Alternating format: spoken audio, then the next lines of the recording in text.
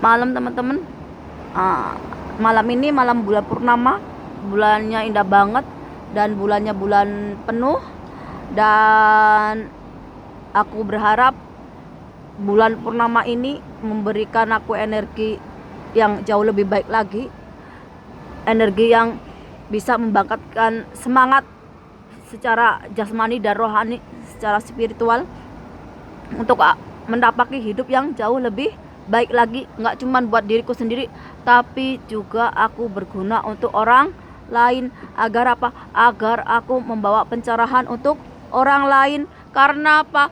Karena aku pernah merasakan yang namanya hidup di dalam kegelapan, di dalam namanya kesengsaraan, di namanya penderitaan. Karena apa? Karena diri kita yang gak baik, tingkah laku kita yang gak baik. Itu menyebabkan apa? Menyebabkan kita itu seperti di neraka yang kita ciptakan sendiri. Karena apa? Ya karena kita itu gak baik. Kalau kita gak bisa mengubah orang lain, yang kita ubah adalah diri kita sendiri. Percaya Tuhan melalui takdirnya, melalui alam semesta, itu akan memberikan yang terbaik buat kita.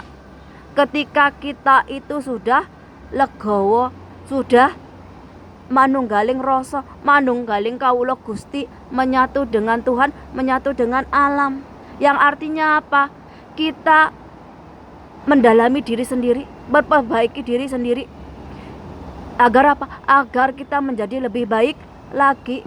Ini nggak cuman buat aku, tapi juga buat orang lain. Tapi pengalaman hidupku ini yang aku jadikan contoh. Karena apa? Karena nggak mungkin aku mencontohkan si A, si B, si C. Mana tahu si A, si B, si C itu berkata bohong, ataupun mereka-reka cerita. Kan jadinya aku itu menjerumuskan orang. Aku ngajakin orang masuk ke neraka. Beda kalau aku melalui pengalamanku sendiri. Jadi hukumnya aku yang nanggung. Karena apa? Karena aku mempertanggungjawabkan jawab apa yang aku sharing, apa yang aku ucapkan. Karena apa? Karena sudah manunggaling rasa, manunggaling kalian sing gawe urip.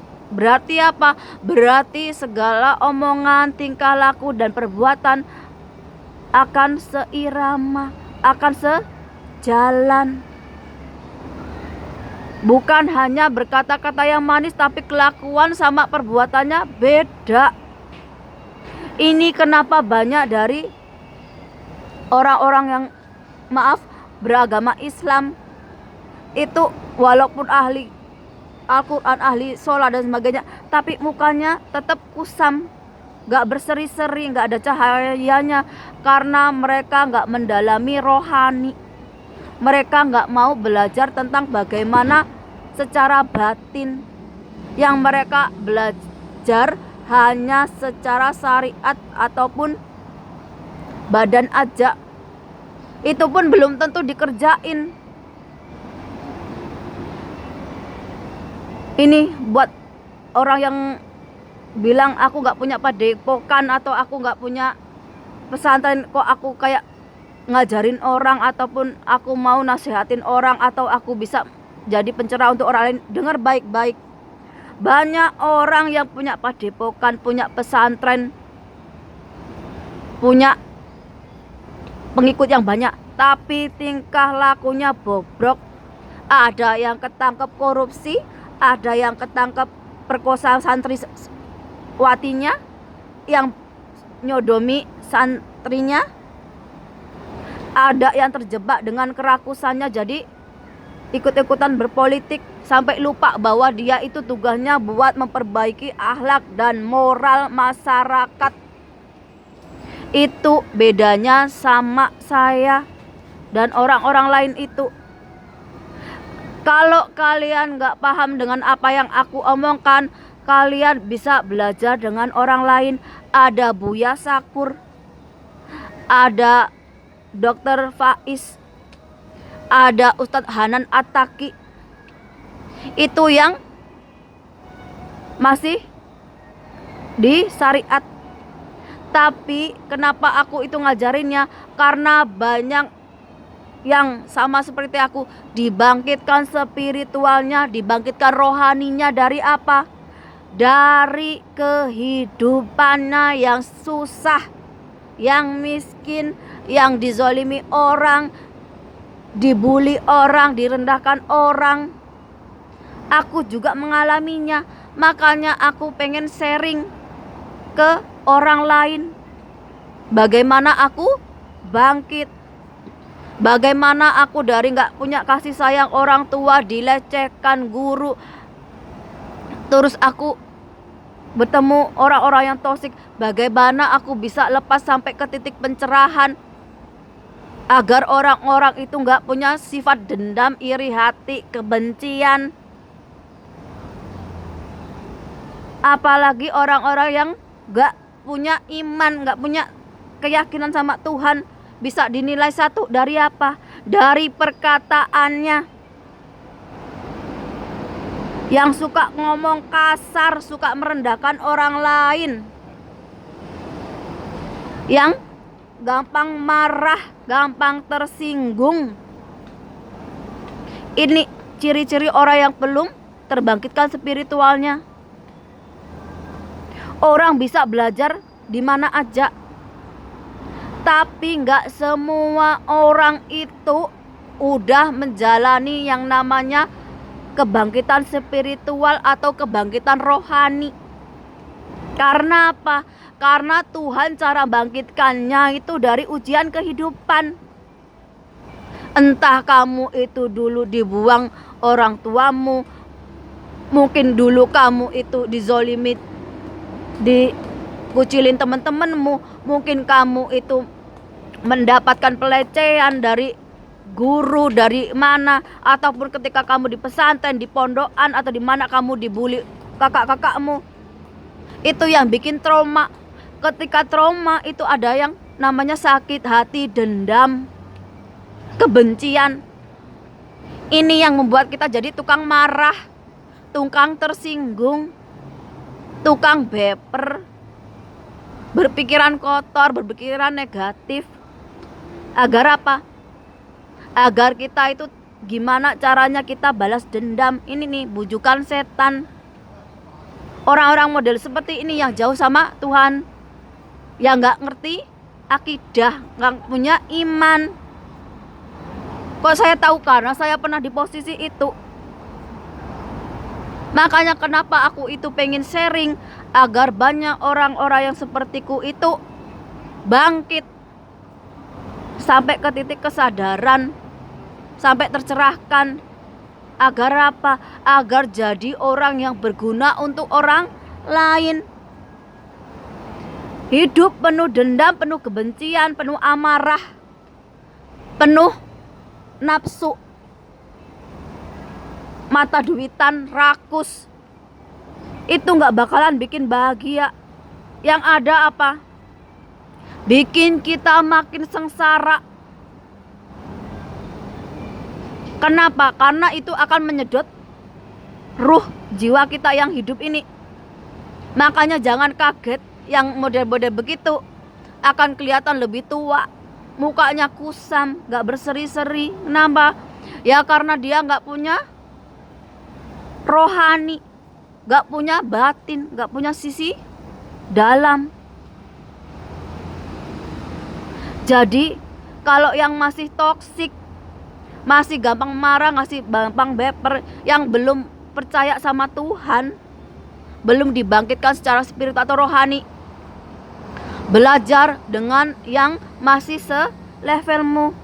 Banyak, ada Ustadz Somad, ada Ustadz Daif, ada kalau Buya Sakur dan Ustadz Faiz dan yang lainnya, itu sudah tingkatannya tinggi, tingkatannya rohani.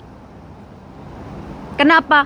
Aku itu walaupun punya channel, aku juga lihat channel-channel lainnya, aku juga lihat ceramah-ceramah yang lainnya. Kenapa?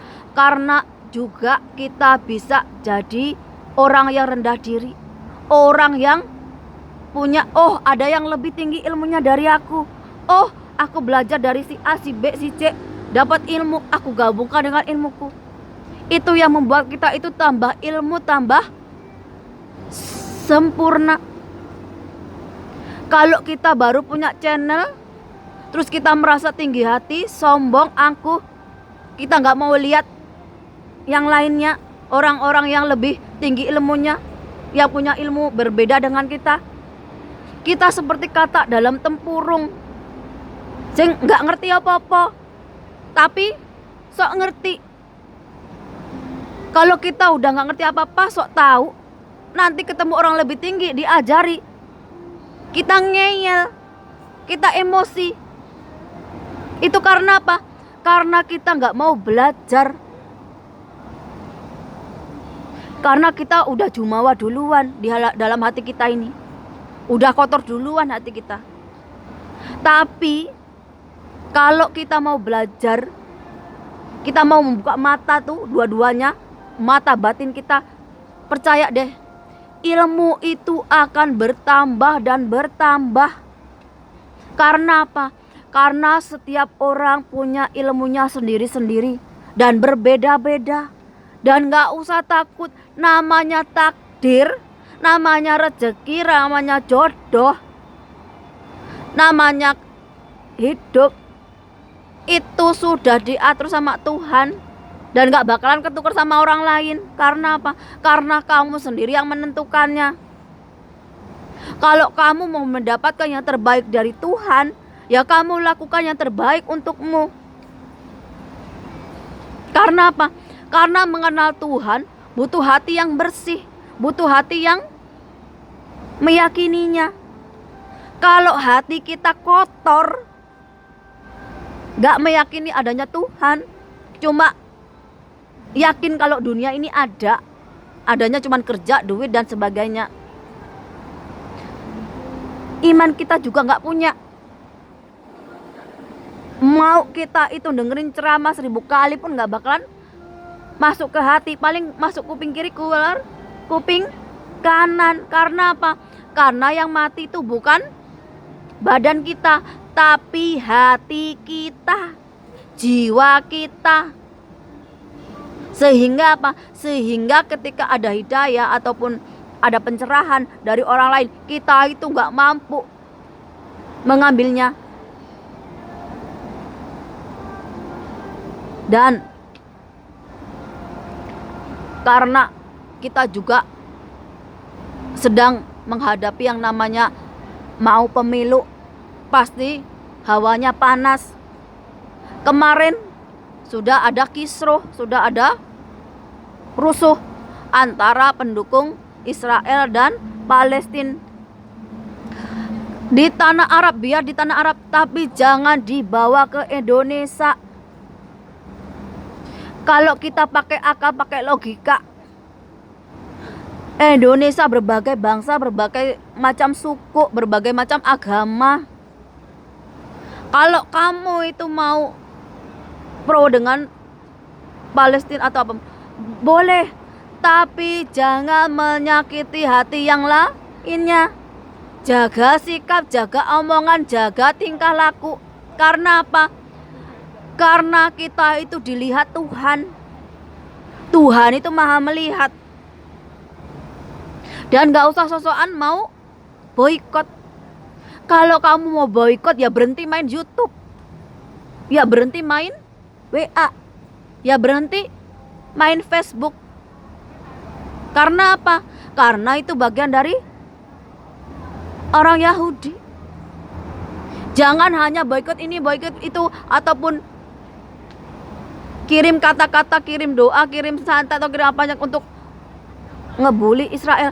Tapi kamu ngonten pakai YouTube, kamu main Facebook, kamu masih pakai produk-produk dari sana, itu yang namanya munafik.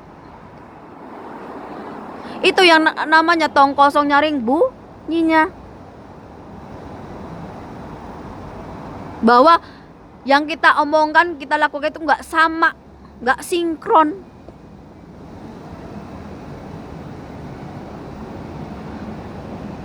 Jadi kalau kalian bawa tuh sifat-sifat liar, sifat-sifat ganas yang dari sono, yang tukang perang-perang itu, terus kalian contoh di sini, di tanah Jawa, di Nusantara, apa kalian mau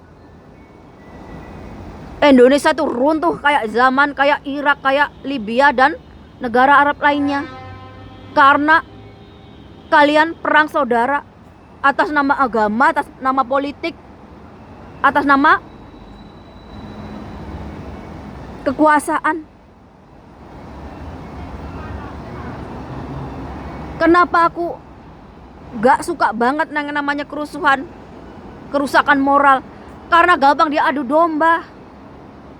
Coba sesama Gus aja berantem. Antara Habaib dengan Kiai asli Indonesia juga rame berantem. Gak ada habisnya. Merasa saling benar. Menilai orang itu gampang dari tingkah lakunya. Gak kira dari Nusantara, gak kira dari Arab. Kalau baik ya baik, kalau jahat ya jahat. Yang dari Arab banyak kok yang nipu hanya untuk kepentingan pribadi, nyari duit dan nyari popularitas dan kekuasaan ataupun tahta. Orang Nusantara juga ada ya jualan agama cuman untuk duit, untuk cuan. Ahli-ahli spiritual, ahli-ahli rohani itu banyak. Makanya Indonesia bukan tambah baik, tapi tambah bobrok moral dan etikanya. Karena apa?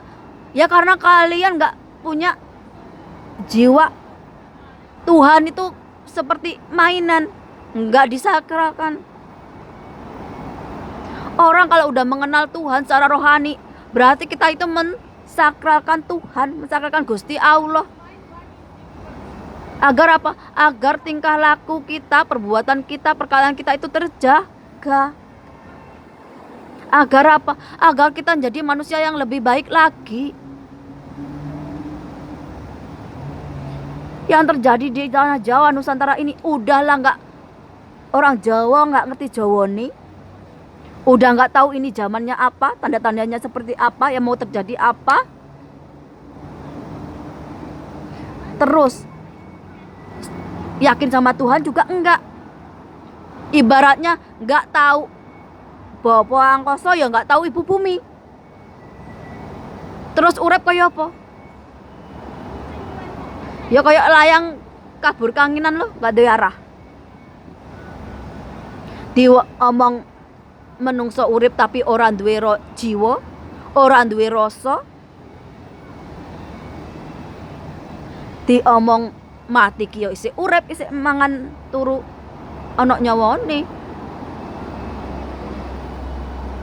Ini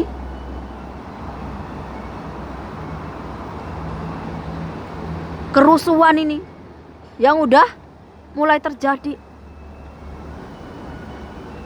Gara bakar-bakar bendera. Yang satu mendukung Palestina, satu mendukung Israel. Kemarin terjadi. Belum nanti ada bola, tawuran lagi, rusuh lagi.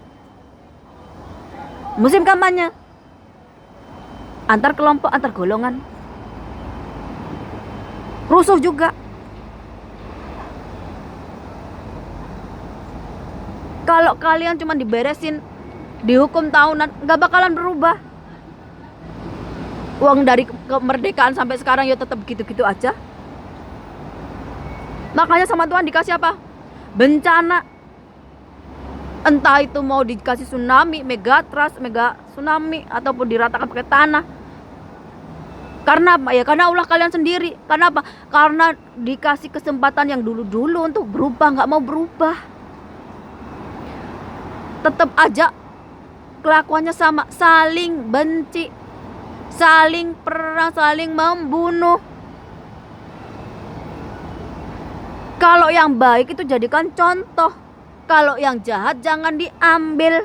Masa kalian kalau di tanah Arab mau perang-perangan, mau hancur-hancuran, ya kalian contoh yang perang-perangan, hancur-hancuran kayak begitu?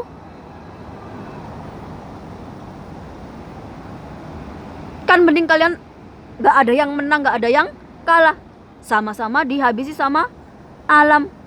Biar kalau tumbuhan itu ya hidup yang baru. Jiwa-jiwa yang baru. Rohani-rohani yang baru.